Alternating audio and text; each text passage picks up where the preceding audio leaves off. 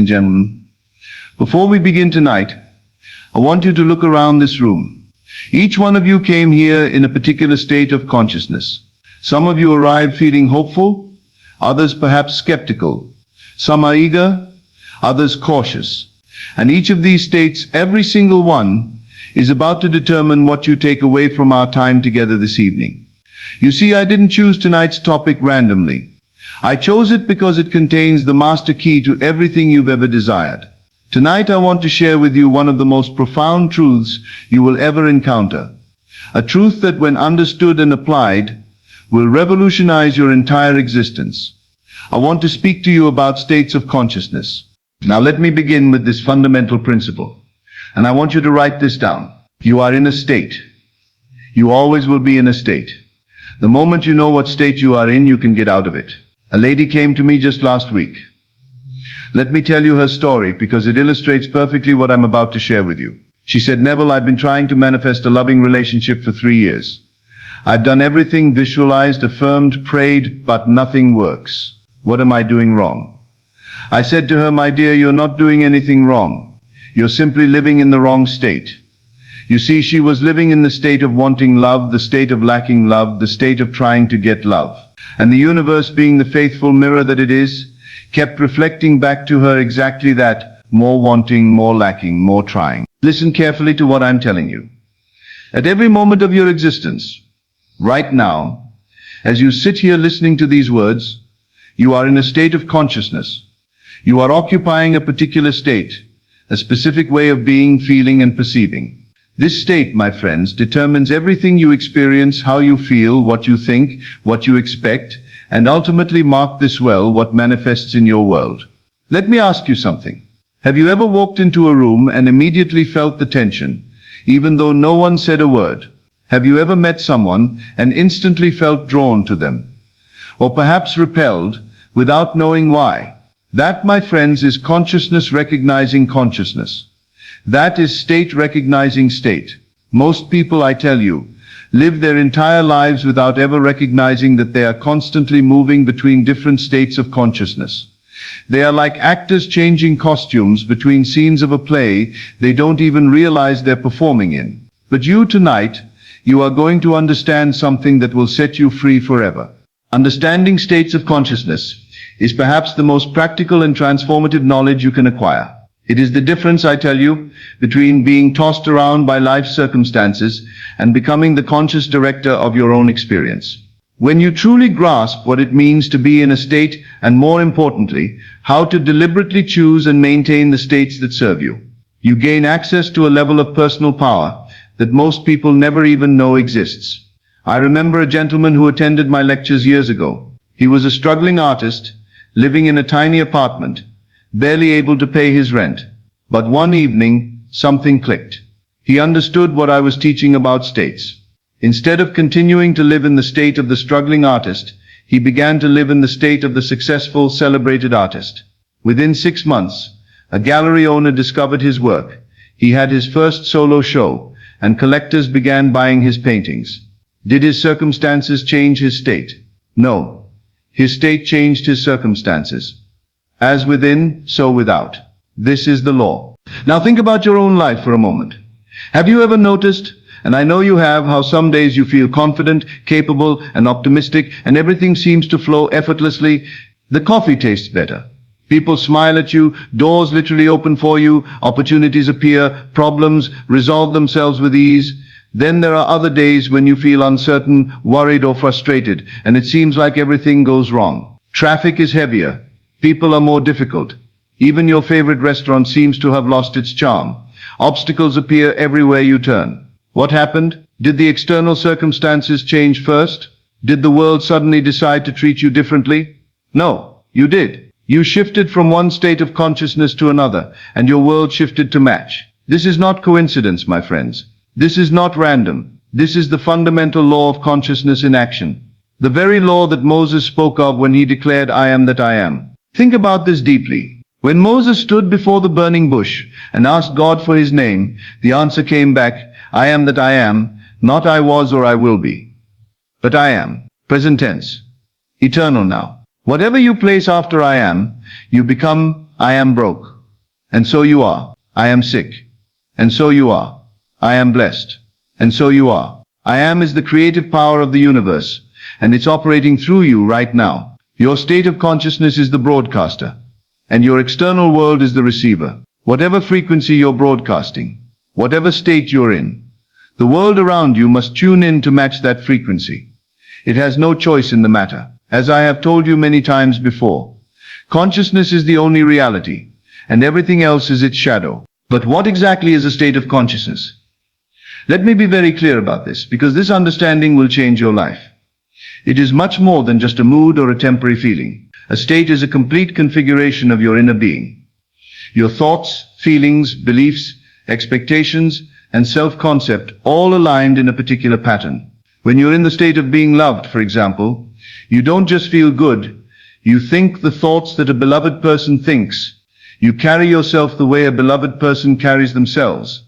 You expect the treatment that a beloved person expects, and you assume that love is natural and normal in your life. You don't question whether you're lovable. That thought doesn't even occur to you. Love flows to you as naturally as water flows downhill. You see, states are like different radio stations, each broadcasting on its own frequency. Right now, there are hundreds of radio signals passing through this very room. Jazz, classical, rock, news, talk shows, all broadcasting simultaneously. But you only hear the one you're tuned into. The same is true with consciousness.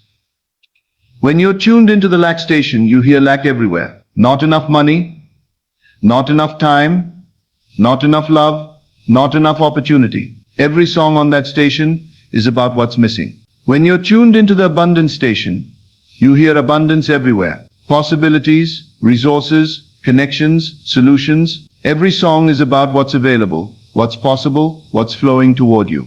The remarkable thing is that both stations are broadcasting simultaneously. The abundance is there right now. The love is there right now. The opportunities are there right now. The only difference is which station you're tuned into. And you, my friends, you are the one holding the dial. Now here is where most people go astray. And I want you to listen to this very carefully. Most people believe that they feel a certain way because of what's happening in their life. They think their state of consciousness is the result of their circumstances. I'm worried because my business is struggling. I'm lonely because I don't have a partner. I'm frustrated because people don't understand me. I'll be happy when I get the promotion. I'll feel confident when I lose weight.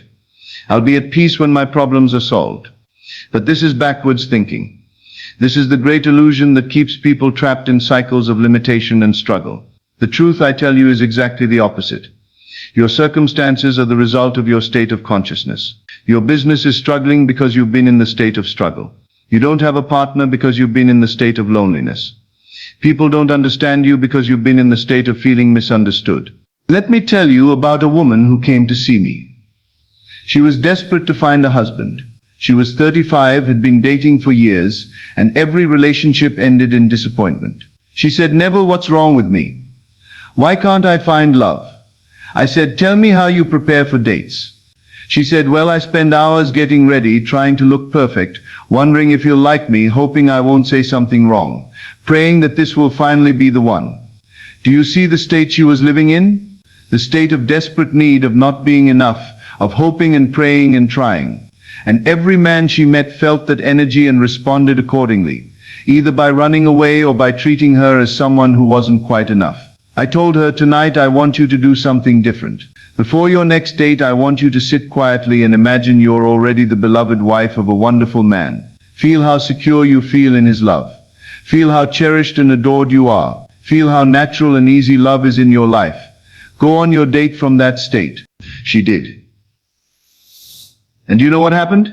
She was relaxed, confident, playful. She wasn't trying to get anything. She was already full. The man felt completely different energy from her and responded completely differently. They were engaged within 6 months. This reversal of cause and effect is perhaps the most difficult concept for people to accept, because it challenges everything they've been taught about how life works. We've been conditioned, you see, to believe that the external world is solid, fixed, and independent of our inner experience. We've been taught that we must adapt our feelings to match our circumstances. We wait for conditions to change before we allow ourselves to feel different. But I tell you tonight, and I want you to really hear this, consciousness is the only reality. And all external circumstances are simply consciousness made manifest. Change your state of consciousness, and your circumstances must change to match. This is not theory. This is law, as absolute and reliable as the law of gravity. The beautiful thing about understanding states, and this should fill you with tremendous hope, is that it puts you back in the driver's seat of your life. No longer do you have to wait for circumstances to change in order to feel different. No longer do you have to be at the mercy of what other people do or don't do. No longer do you have to let external conditions dictate your inner experience. You can choose your state first, and let your external world reorganize itself to match. Think about this for a moment. Right now, in this very moment, you could choose to be in the state of gratitude. You could choose to be in the state of love. You could choose to be in the state of abundance. You could choose to be in the state of perfect health. Not because your outer circumstances warrant it, but because you are the operant power. You are consciousness itself, temporarily forgetting its own power. But let me be very clear about something, because this is where many people stumble.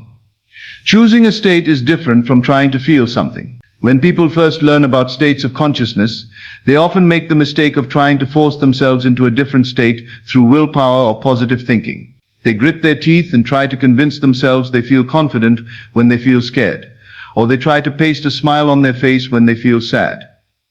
This approach rarely works because it's working from the surface instead of the depth. It's like trying to change the image in a mirror by working on the mirror instead of changing what's standing in front of it. The mirror has no choice but to reflect what's before it. Your outer world has no choice but to reflect your inner state. True state change happens at the level of assumption, at the level of what you take to be true about yourself and your world. When you're in the state of being wealthy, you don't just think positive thoughts about money. You don't affirm, "I am rich," while feeling poor inside. You assume abundance is normal for you.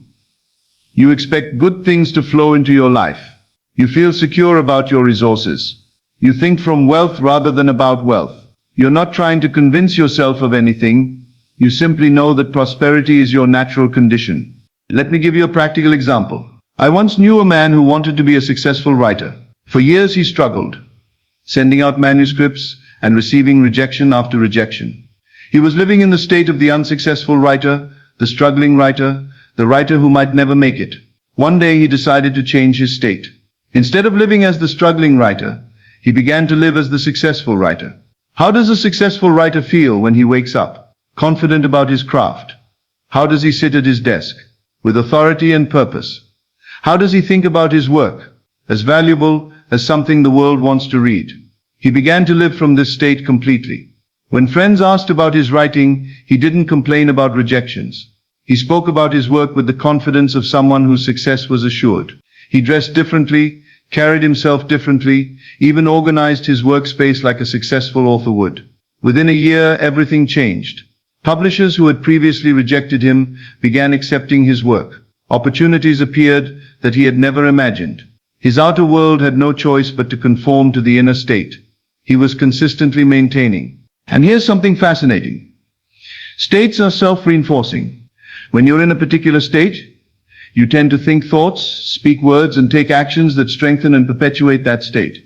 When you're in the state of confidence, you naturally think confident thoughts, speak confidently, and act with assurance, all of which reinforces your sense of confidence. When you're in the state of worry, you naturally focus on potential problems, speak about your concerns, and act cautiously, all of which reinforces your anxiety. This is why it's so important, and I cannot emphasize this enough, to catch yourself when you notice you're in an undesirable state. The longer you remain in a state, the more entrenched it becomes, and the more evidence you create to support it. But the moment you recognize what state you're in, you have the power to shift out of it. I want you to become a detective of your own consciousness. Throughout your day, ask yourself, what state am I in right now? Am I in the state of lack or abundance? Am I in the state of fear or faith? Am I in the state of struggle or ease? Just this awareness alone will begin to transform your experience. The recognition itself is powerful, my friends. Most people are so identified with their current state that they don't even realize they're in one. They think their worries, fears, or frustrations are just realistic responses to their situation. They say, "I'm not in a state, I'm just being practical."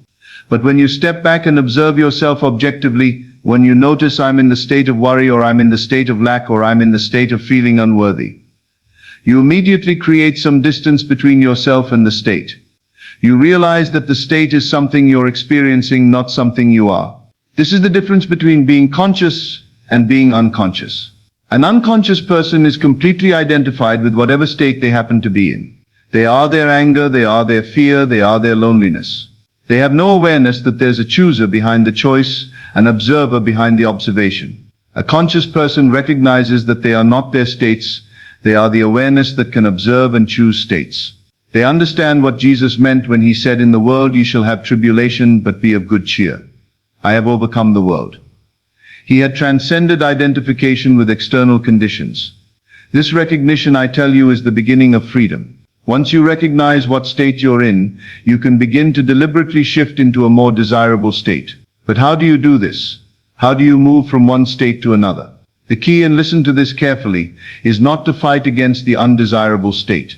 What you resist persists. Resistance only strengthens what you resist. Instead, you gently redirect your attention toward the state you prefer. Think of states like rooms in a house. If you're in the worry room and you want to be in the confidence room, you don't have to fight your way out or destroy the worry room. The worry room will always be there. It's part of the house of consciousness. You simply walk out of one room and into the other. You shift your attention from the thoughts, feelings, and assumptions of worry to the thoughts, feelings, and assumptions of confidence. This shift often begins with a simple question: how would I think, feel, and act if I were in the state I desire? If you want to experience being loved, ask yourself, how does a beloved person think? What do they expect from others? How do they carry themselves? What assumptions do they make about their worthiness? Then begin to think those thoughts, feel those feelings, and make those assumptions. If you want to be healthy, don't focus on the illness. Focus on how a healthy person feels, thinks, and moves through the world. If you want to be prosperous, don't dwell on lack. Inhabit the consciousness of someone for whom abundance is natural and normal. At first, this might feel artificial or forced. Your logical mind might protest that you're just pretending or lying to yourself. This is ridiculous, it will say. You can't just pretend to be successful when you're clearly struggling. But remember this truth: every state feels natural when you're in it, and artificial when you're not. When you're in the state of confidence, confidence feels completely natural and doubt seems foreign. When you're in the state of doubt, doubt feels reasonable and confidence seems foolish. The goal is not to convince your mind that the new state is true. The goal is to inhabit it fully enough that it becomes your natural way of being. You're not pretending, you're remembering. You're returning to your natural state as the operant power of your own experience. Now, here's something remarkable that I want you to understand. States are contagious. When you're genuinely in a state of joy, others around you tend to feel more joyful. When you're in a state of peace, others feel more peaceful in your presence. When you're in a state of love, others feel more loving. This is not because you're doing anything to them. It's because states of consciousness radiate outward and influence the entire field of experience around them. Have you ever been in a bad mood and then spent time with someone who was genuinely happy and peaceful? If they were truly centered in that state, not just putting on a facade, you probably found your mood shifting. Their state of consciousness was broadcasting a different frequency, and your consciousness began to tune into that frequency. This is why changing yourself truly does change your world. It's not just metaphysical theory. It's practical reality. When you shift into a different state of consciousness, you literally become a different person. And the world must respond to this new person accordingly. The same situations that used to trigger worry might now trigger creative solutions. The same people who used to annoy you might now seem endearing. The same challenges that used to overwhelm you might now seem like exciting opportunities. I remember a businessman who came to my lectures. He was constantly frustrated with his employees, always complaining that they were lazy and incompetent. "Neville," he said, "you can't change human nature. Some people are just naturally unmotivated." I said to him, "The problem isn't with your employees. The problem is with the state you're in when you think about them. You're living in the state of the frustrated boss with lazy employees. As long as you maintain that state, that's exactly what you'll experience."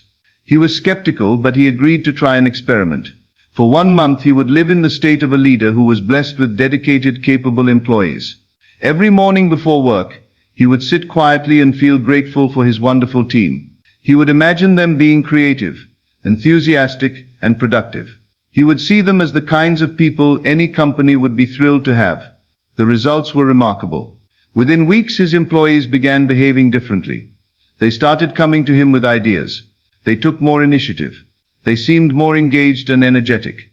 Had the employees changed, or had his state of consciousness changed, causing him to see and evoke different qualities in the same people? But sustaining a new state requires practice and persistence. Old states have momentum. They're familiar grooves in consciousness that you've traveled many times. New states feel unfamiliar at first, like paths through unmapped territory. It's natural for consciousness to want to return to familiar states even if they're undesirable. This is why people often sabotage their own success or find themselves repeating the same patterns over and over again. Your consciousness is like a river that has been flowing in a particular direction for years. To redirect that river requires consistent effort until the new channel becomes deeper than the old one. But once the new path is established, the water flows there naturally. The secret to maintaining a new state is to live from it consistently, even when external evidence seems to contradict it. If you're cultivating the state of being successful, you must maintain that state even when your current circumstances look unsuccessful. If you're embodying the state of being loved, you must stay in that state even when people around you seem cold or distant. This is not denial or self-deception. This is conscious creation in action. You are not ignoring reality. You are choosing which reality to make real. Remember, there are infinite possible realities, infinite possible versions of your story. The one that becomes real is the one you consistently assume to be true. This requires what I call living by faith, not by sight. Faith is not blind belief. Faith is the ability to feel the reality of your desire before it appears in the world of form. It's the ability to be in the state of having what you want before you have it physically.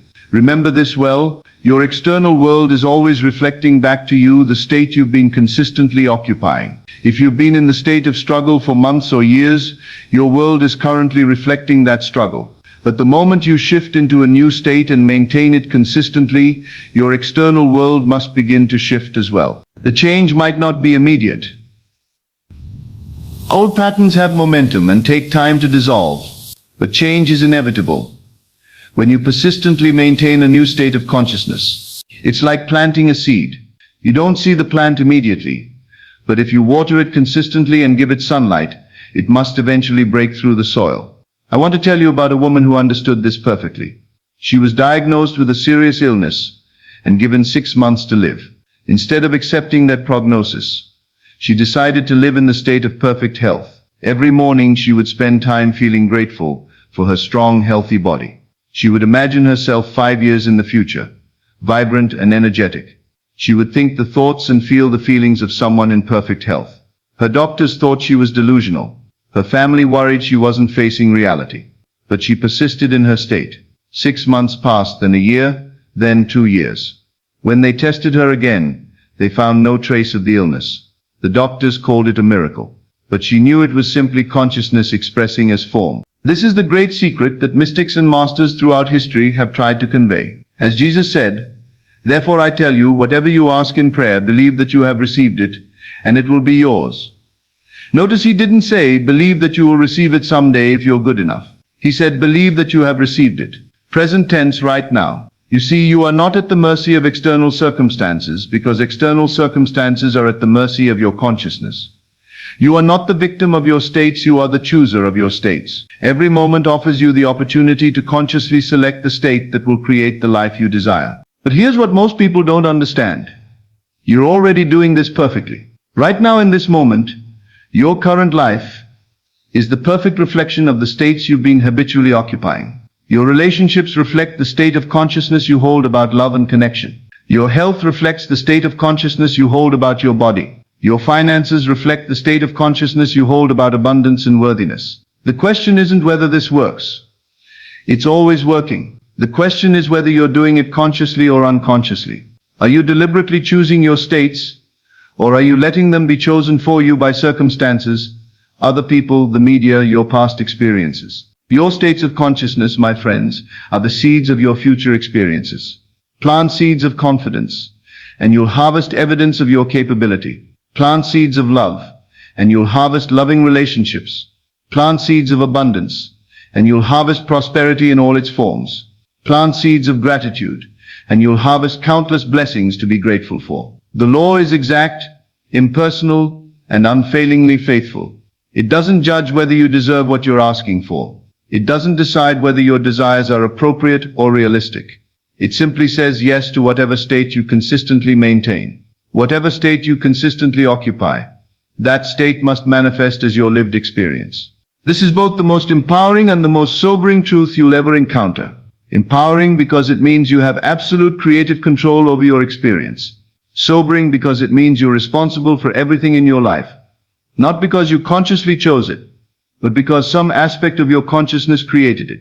But don't let this burden you with guilt or self-blame. Most of your current states were programmed into you before you were even aware you had a choice. Your family, your culture, your education, your experiences all contributed to the states you learned to inhabit automatically. You're not to blame for what you didn't know. But now that you know, you are responsible, able to respond differently. So tonight, as you leave here, I want you to understand this. The question is not whether you're in a state you always are. The question is not whether your states are creating your reality. They always do. The only question that matters is which states will you consciously choose to inhabit? Which seeds will you plant in the garden of your consciousness? Which radio station will you tune into? You are the master of your states, and your states are the masters of your world.